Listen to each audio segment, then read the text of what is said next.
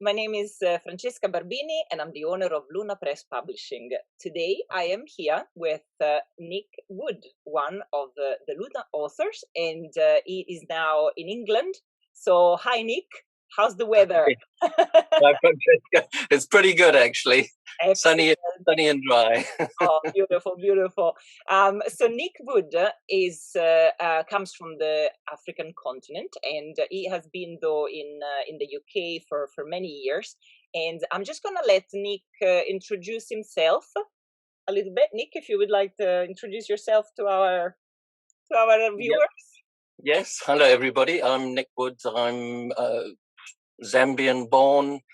And then moved down to South Africa when I was about 10. And then lived and worked in South Africa, trained there as a psychologist. And then came across to the UK when I was 35. So I've lived in the UK for a good 20 years plus now, but I've also lived a couple of years in Aotearoa, New Zealand, where I worked in a mental health service for Maori youth. So been around a little bit, but my roots are in Africa, so that's why I write a lot about Africa, as well as I've set some stories here in England as well. So Nick came into the Luna family for one of our call for papers, actually. In fact, it was the second call for paper we did, the evolution of African fantasy and science fiction. Back in 2018, I think it was, I created a new series called the Harvester series. And the idea behind the Harvester was to have a collection from authors of stories which were a mixture of new stories just for the collection, but also stories that had appeared in best of, genre magazines, etc.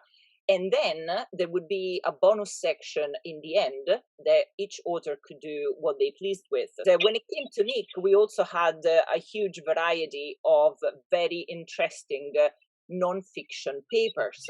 Now, we're going to be discussing them in a short while, okay? So stay with us. But in the meantime, I would like to ask Nick about the collection, the Made, Learning Monkey and Crocodile, which is the Harvester series book by Nick Wood, and with a beautiful front cover created by John Cockshaw, who lives in England, so is one of our regular and also member of the Luna family. So I'm gonna ask you, Nick, if you would like to tell us more about the collection and how it came to be. Yes, thanks, Fran. I've had about 24 short stories published variously in America, England, Ireland, and South Africa, and Nigeria.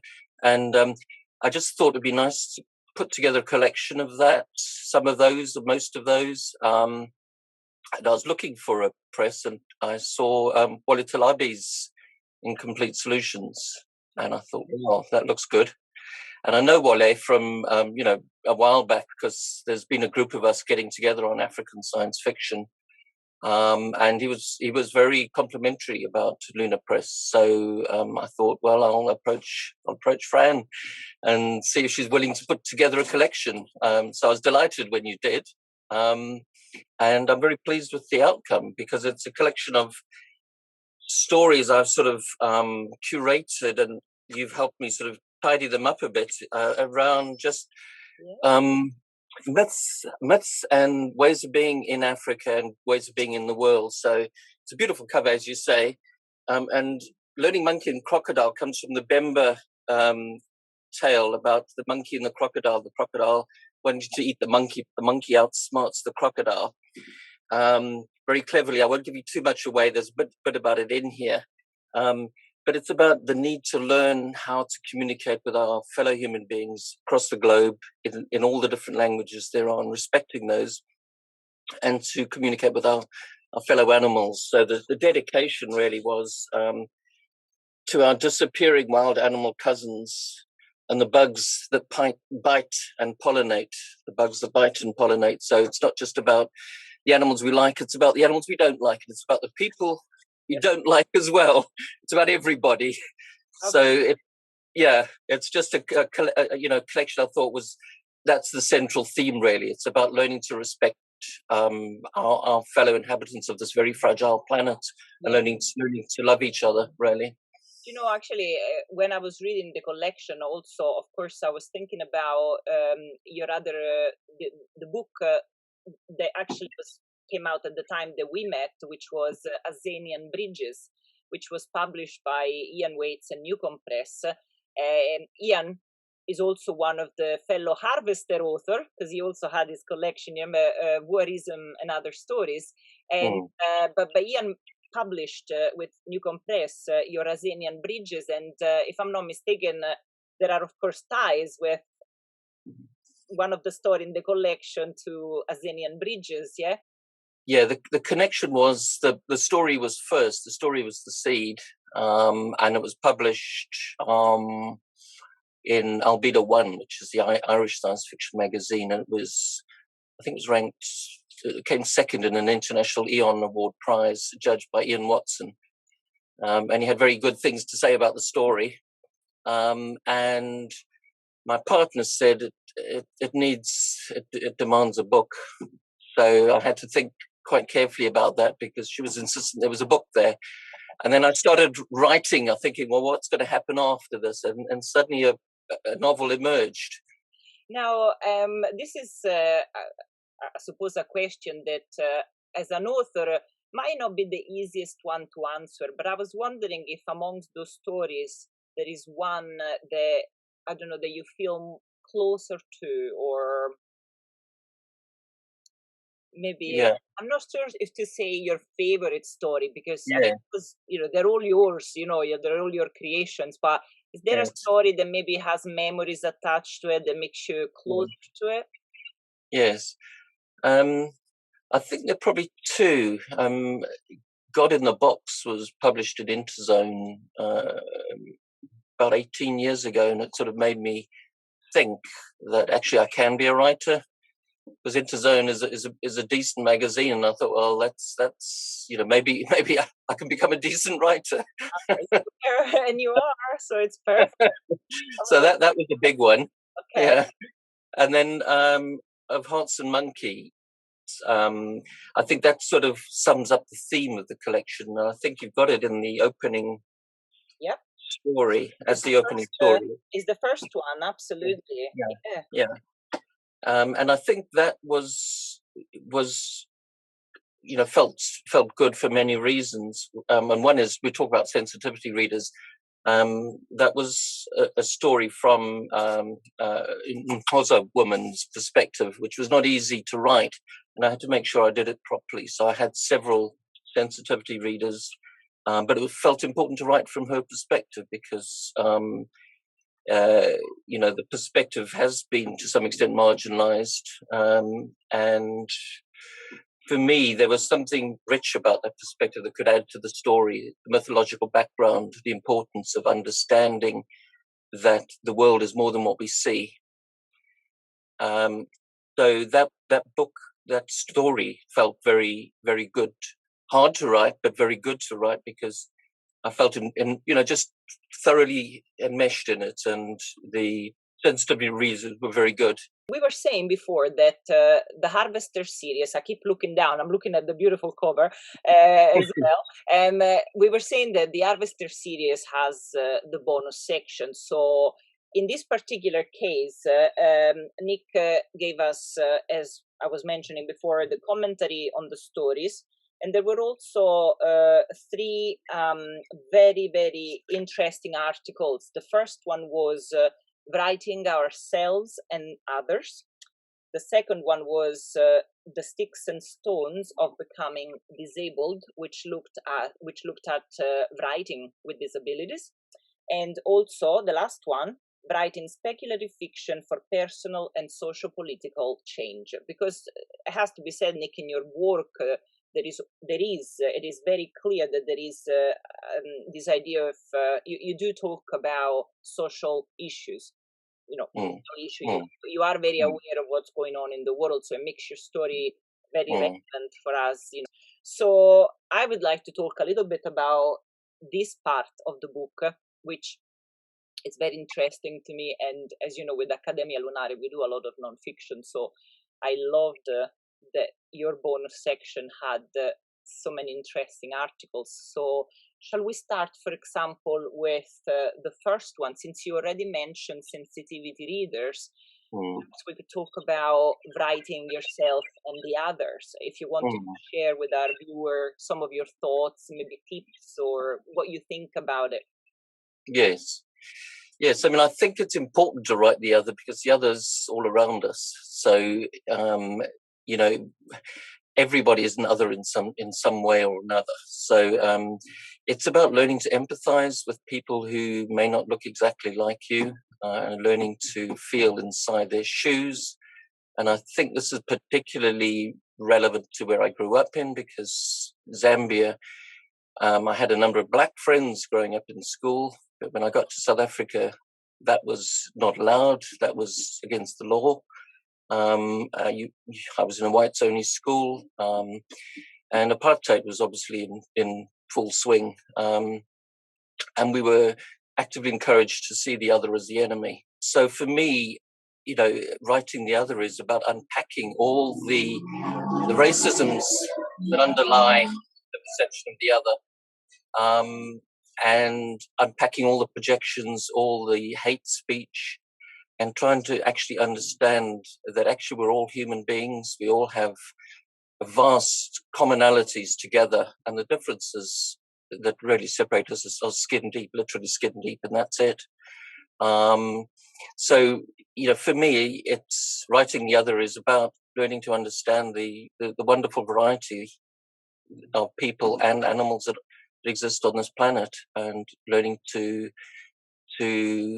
empathize and to be with.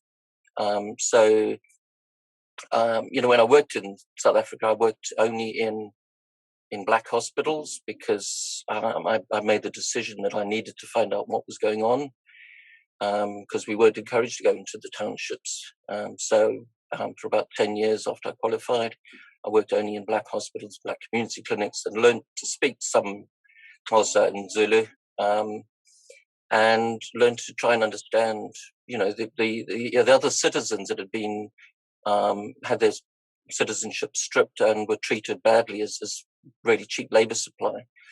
So, you know, after Mandela was released and after we'd voted for the first time in '94, you know, suddenly things, you know, people were talking about things in the past as if they were all gone, but actually perceptions don't change that easily. So my stories are really about how do we change our perceptions? How do we embrace everybody? How did you go about finding your sensitivity readers? Because, as you know, today this is a big issue, is a big topic, and you know, so the sensitivity reader is a term that is now become a lot more familiar into the community. So, how did you go about, you know, selecting a person that would be able to help you for your story? Yes. Well, I used to run school writing classes in the townships, Xhosa township in Cape Town called Gugulethu, and the agency I worked for was the South African Environment Project, and some of the writers coming through were very good, and I've asked one of them to help me because you know, she'd done a really good work, and then also she helped with the Xhosa stories, but I had somebody, the hospital I used to work in Pietermaritzburg in KwaZulu-Natal, who was isiZulu speaking, so she helped me with the Zulu characters, and then I had somebody else recommended to me from the South African Education Project who's also helped. So I've had a few, and I think it's quite helpful to get a bit more than just one perspective when you can, because nobody represents any one culture or any one way of being. So the next question then, I would like to talk about the second article, which was about disabilities. So writing with disabilities, and I think especially now, you know, living in a society, especially with social media, where people feel also more at ease in sharing with their community about, you know, things that don't make their life necessarily very easy. Can you tell us a bit about your article, your experience, and what do you think about the subject that you wrote about? Yes. Now that's a kind of an alternative thing about. I was writing the other in the one article, but with this one I was writing myself as well as others. So I've had a number of health disabilities since, well, for about 14 years, 14, 15 years now. So living with chronic pain and a number of other conditions which make it hard to function. So my hearing is affected, my balance is affected, which means when I go out, I need to be very careful because I could fall over and then not be able to get up again. So it's made writing a lot harder these past 14 years because it's hard to write when you're in pain because pain tires you. So there was a period of time where I thought actually I wouldn't be able to write again because it was just too overwhelming. But I learned to find a way through it, and that's a number of things. It's learning your body, learning how to soothe your body, look after your body, and learning how to learn from other people. So as you say, Fran, social media. I've been in touch with other writers who have also got disabilities and spoken to them about how to manage. And I've been on panels discussing this as well. So, the important thing about pacing yourself, knowing your body, knowing where your energy is and how much you can use. So the whole thing about spoon theory is some days you have no spoons, you can't write. So to give yourself permission not to follow that sort of ableist maxim that you have to write every day, otherwise you're not a real writer. Well, that's an ableist thing from somebody who's got a body that functions well, and learning to accept that actually we can't do that. You've just got to choose the days you can manage and write on those days, and to be okay and happy with that. So it means that your writing output comes down from what you did before, but on the other hand, I've learned to write about pain a lot better because I live with it. And to write about disability a lot better because I've learned some of the issues about disclosure and how to disclose and when to disclose and what stops people disclosing. And just again, the importance of sensitivity readers because disability is such a huge area. I was on the panel in Ireland, in Dublin, WorldCon panel, and we're talking about sensitivity readers there, and actually saying because it's such a wide variety of disabilities that are out there, you need to choose carefully your disability readers to make sure that they're reflecting the disability you're actually writing about. You can't think that everybody, we talk about one can't represent all. So if you're writing about pelvic pain, for instance, try and find somebody who suffers from pelvic pain. If you don't understand what it's like to feel that yourself. And I think also the important difference is if you're writing about disability, make sure you get somebody else's perspective because a disabled person's perspective, because if you misrepresent what it's like, it reinforces prejudice and stereotypes against the disabled and the disability community, and that's got a long, hard, and savage history, like racism. There's a whole history of eugenics behind disability, which is brutal and unpleasant, and prejudice is still very evident in current society. So make sure you write respectfully. And as the disability maxim goes, nothing about us without us. So, in other words, if you're writing about us, make sure you include us in representation, so that it's done in a way that educates people who are prone to ableist assumptions about how the world operates. Yeah. So, yeah. Oh, thank you, Nick. I think this is going to be something very important, for our viewers to listen to and to learn from. I certainly feel that way. Absolutely. Thank you very much for sharing this. Yeah. The last article that you wrote, it was about writing speculative fiction for personal and socio-political change. Do you have any thoughts on this last one that you would like to share with our viewers? Because of course, like we said, your writing, is very topical and very actual, very current.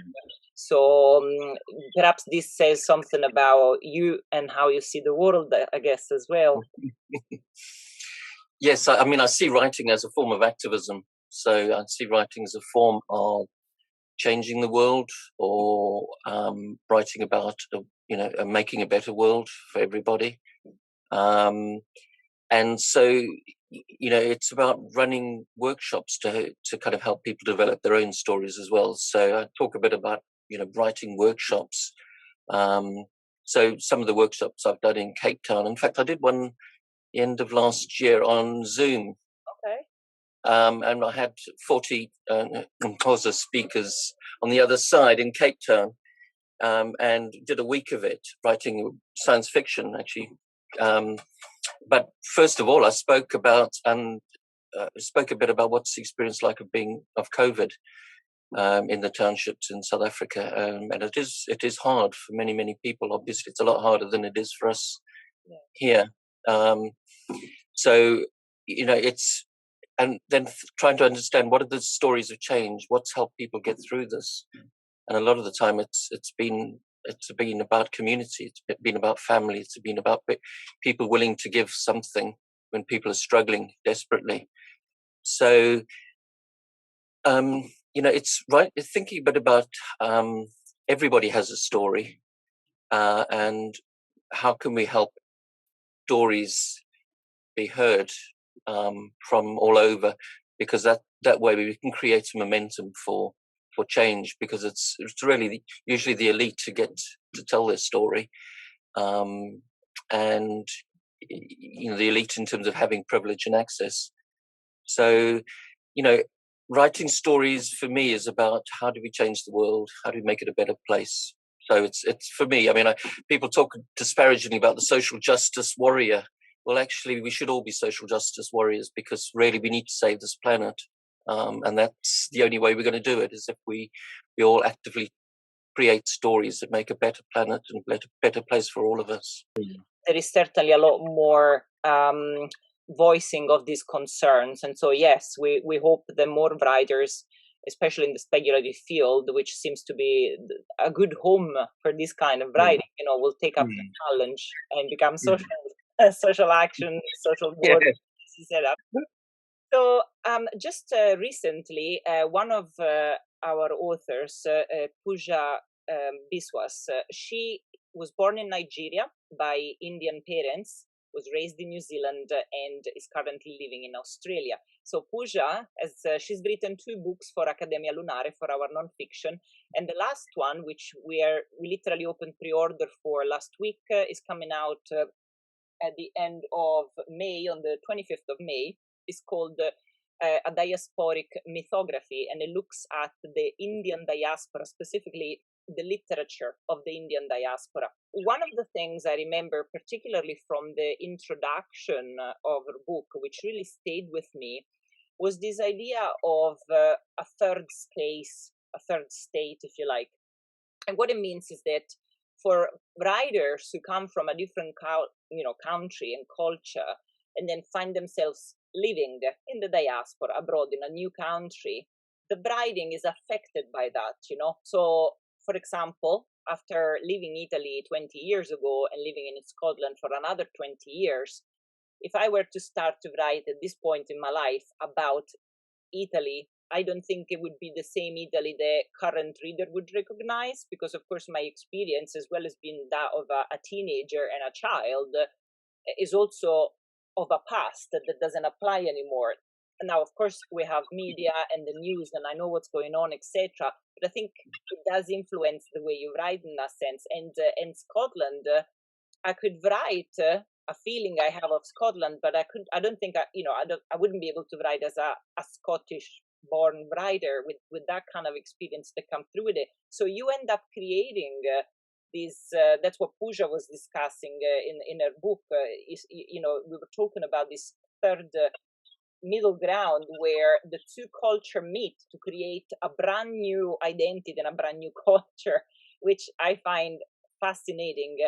And in general, yes, as a writer of the diaspora, I think there are a lot of interesting issues coming with, because I don't know. I think if you end up living in a new country, you might feel like you want to write perhaps something that is set in that country with a character from that country, but then how does that reconcile with again cultural appropriation, for example, or what other issues can come, I suppose, in your path when you find yourself as a writer of the diaspora? Anything, what do you think, Nick, about this way of life, this way of writing? Yes, I think it's that. I think it's a wonderful way of putting it, a third space, because for me, I've always felt outside, or other. So even when the only time I felt really at home and felt immersed in home was when I grew up in Zambia. When I went to South Africa, I felt outside and other, because my experience of Black friends marked me as different, because obviously people had all sorts of attitudes about Black people in the school I was at, which I didn't like and had to challenge. So I never felt comfortable there. I always felt an outsider. Coming here, I've felt an outsider because I am South African naturalized, and so people hear the accent and they know straight away where you're from, and they know it's always sort of misguess is that Australian or New Zealand, or it's one of the white southern countries, the white colonized southern countries, but my roots, my parents are from England, so they went across to Zambia and got married there and had kids there. So there's some sort of cultural lineage that links me back here. So I kind of always feel I'm never quite fitting in to wherever I am, and I think that's the important thing, is actually we need to keep our boundaries fluid anyway, because national characteristics and borders are artificial, and they're constructs, and people who hang on to national identities too rigidly. I think there's an issue, a problem with that, because at the end of the day, we are all human beings, and if you hang on to national identities too rigidly, you start hanging on to space and defending space, and having anti-immigrant rhetoric. So for me, I think what I'd like to see is a world without borders, where people just move around, where human beings are just human beings. And we have learned to realize actually the issues that face us require us to live and love each other, irrespective of where we come from. That these issues are huge, and the only way we're going to manage them is if we all stand shoulder to shoulder. So I'm just reconciling myself to always writing as an outsider, and I'm just aware that my representations of South Africa are futuristic, so they're made up, they're fantasy. They're not a real South Africa. They're my own experiential mix, really. And I go back there, so I keep a foot there. My family is part of my family is still there, but I'm not purely South African. I'm not purely Zambian. I'm not purely British. I'm just a human being who lives on this planet, who wants to help us all make this world a better space. Yeah. Great. Yeah. I think a lot of people would feel the same, Nick. Absolutely. And yeah, it's another one of those conversations that is very important to have, especially today, when there is a lot of talk about divisions, even though we're in 2021, but we're still discussing the same issues that were discussed 50 years ago or 60 years ago with all the divisions, etc. So Mm. those are important conversation to have, and writers have the skills to bring out messages in a way that is not necessarily the same way as a politician, but nonetheless, you have the responsibilities and you have the skill to bring that message forward. So that's good. Well, what are you working on at the moment? Yeah, I'm working on a sequel to my latest novel, which is Water Must Fall, where I've got the collapse of capitalism at the end of that book. So I'm writing an alternative system into being, which is going to be far more humane and supportive for the majority of the world, and that includes the colonized world, which still suffers from the impacts of colonialism. So I'm writing a sequel to that. Thank you so much. Thank you so much for joining us today. Thanks so much, Fran. It's good talking to you and good seeing you again. Oh, absolutely. Oh, listen, thank you. And thank you, all of you, for staying with us and for watching. I hope you've learned something. And if you haven't yet discovered the collection Learning Monkey and Crocodile by Nick Wood, do come over to the store. We have, you will see the Harvester collection as a special tab on the website, so you can see all the Harvester stories in there. And they've got a little H as well. At the back as well, so you'll know that they are part of the Harvester series, and there are many that you can discover. So yes, so thank you all, and we'll see you next time. Goodbye from me, and goodbye from Nick. Bye everyone. Thank you.